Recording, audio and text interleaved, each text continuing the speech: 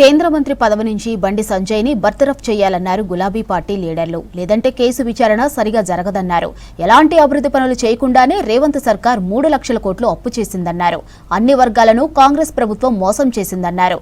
ఇక కవిత సమక్షంలో వివిధ పార్టీలకు చెందిన కార్యకర్తలు, నేతలు టీఆర్ఎస్ లో చేరారు. వారికి కండువా కప్పి పార్టీలోకి ఆహ్వానించారు కవిత.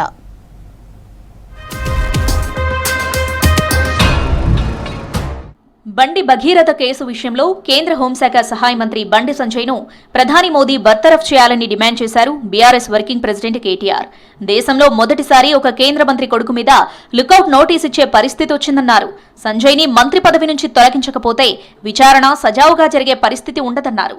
పాక్సో కేసు నమోదైన తర్వాత భగీరథ్ను 9 రోజులు ఎవరు దాచిపెట్టారని ప్రశ్నించారు. బండి సంజయ్ బాధితురాలి పేరెంట్స్ ను పిలిపించుకుని వారిని భయభ్రాంతులకు గురి చేశాడని ఆరోపించారు కేటీఆర్.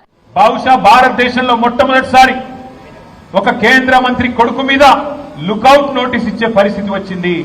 కేంద్ర మంత్రిని ఇవాళ మీరు బర్తరఫ్ చేయకపోతే ఇక్కడ విచారణ సజావుగా జరిగే పరిస్థితి లేనే లేదు. ఎందుకంటే ఆ తప్పు చేసిన వ్యక్తిని దాచిపెట్టింది ఎవరు? 9 రోజులు. మైనర్ బాలికకు అన్యాయం చేసింది కేంద్ర మంత్రి కొడుకైతే మైనర్ బాలిక తల్లిదండ్రుల్ని భయభ్రాంతులకు గురి చేసింది స్వయంగా కేంద్ర మంత్రి. సీఎం రేవంత్ రెడ్డి హైడ్రాను తీసుకొచ్చి వేలాది ఇండ్లను కూల్చారని ఆరోపించారు మాజీ మంత్రి బీఆర్ఎస్ ఎమ్మెల్యే తలసాని శ్రీనివాస్ యాదవ్. ప్రజల మన్ననలు పొందితేనే నాయకులుగా ఎదుగుతారన్నారు. కాంగ్రెస్ సర్కార్ ఎలాంటి అభివృద్ధి పనులు చేయకుండానే 3 లక్షల కోట్ల అప్పులు చేసిందన్నారు. హైదరాబాద్ ఎల్బీ నగర్ లో జరిగిన బీఆర్ఎస్ కార్యకర్తల సమావేశంలో పాల్గొన్నారు తలసాని. తాగడానికి మంచినీళ్లు లేవు, కరెంటు సరిగ్గా కాబట్టి మాది ప్రజాపాలన. వీళ్ళనంట ప్రజాపాలన దోపిడి దొంగలంతా కలిసి ఎక్కడదక్కడ పంచుకొని దోచుకునేటువంటి ఈ పందికోకులకు ప్రజాపాలన. నేను మీ అందరికీ రిక్వెస్ట్ చేస్తున్నా, కేసీఆర్ గారు ఏం చేశారు, కేటీఆర్ గారు ఏం చేశారు, అప్పటి ప్రభుత్వం ఏం చేసింది, మీ ఎమ్మెల్యే సుధీర్ రెడ్డి గారు ఏం చేశారు, ప్రజల దగ్గర పొండి. వాళ్ళు మనకంటే ముందే చెప్తారు పోకముందు.